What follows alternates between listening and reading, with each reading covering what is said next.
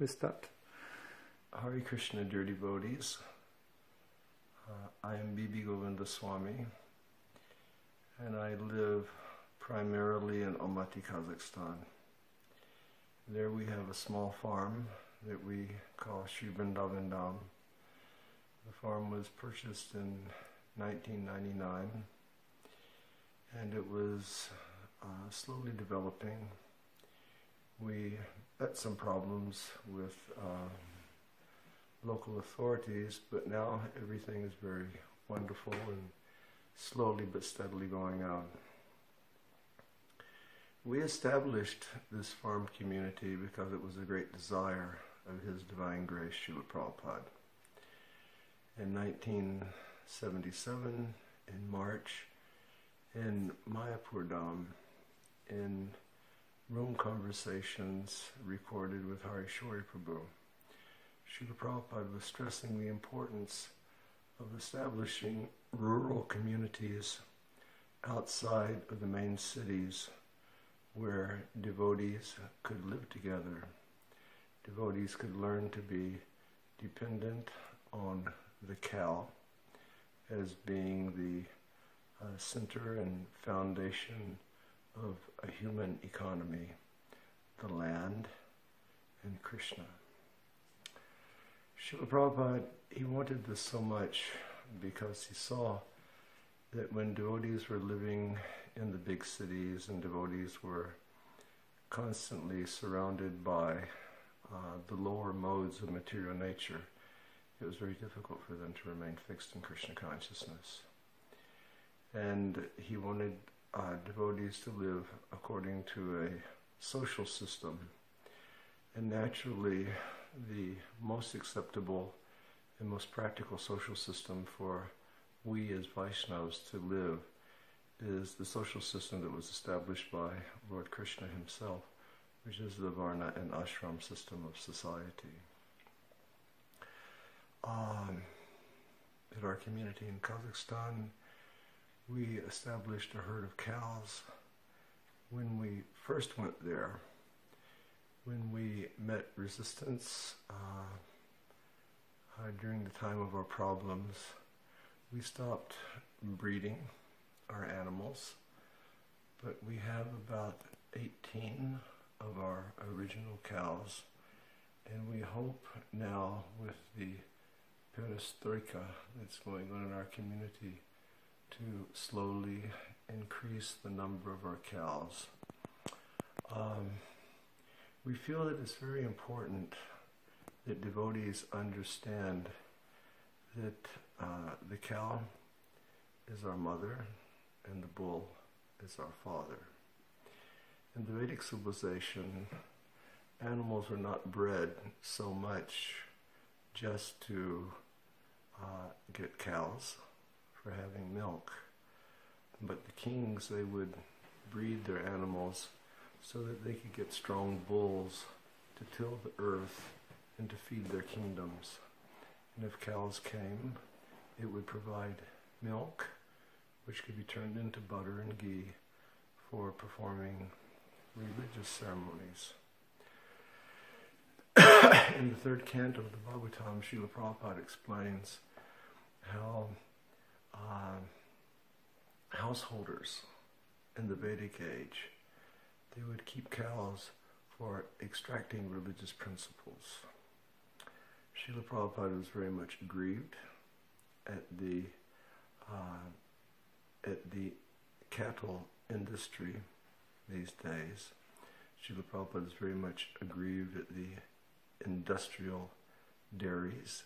Srila Prabhupada is very much aggrieved with the inhumane treatment which cows and bulls receive today.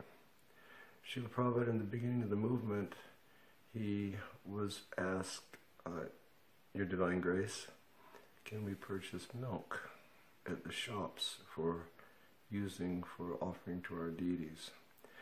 In the beginning, 50 years ago, Srila Prabhupada said yes. At the same time, Srila Prabhupada presented a mandate that we should have these farms, we should have communities, we should keep cows, and we should drink milk from our own animals. Now, unfortunately, in 50 years, we have stuck to one of the principles that His Divine Grace said, that we could avail the usage of milk from the stores, which comes from the dairy industry, which is entirely based upon inhumane animal slaughter. But we've not maintained the other principle, which is that we should have these communities where devotees can live peacefully together in sattva-gun. Devotees can serve according to their nature, and the basis of those communities would be the care and the worship of the cows. So I'd like to request all the devotees to think very carefully of what they can do in their own communities to either establish cow protection programs, or if that's not feasible, to support cow protection programs which are already established. In Ukraine and in Russia, they have dairies which are adopting animals. They are producing milk products. Purchase your milk products from these dairies. It's violence-free. In our culture here in Russia, Ukraine, these nations, everybody is liking to put smetana inside of their borscht. Everybody is liking fried potatoes with some smetana on the side. Everybody is liking their yogurt. Everybody is liking toro. It's part of the culture here.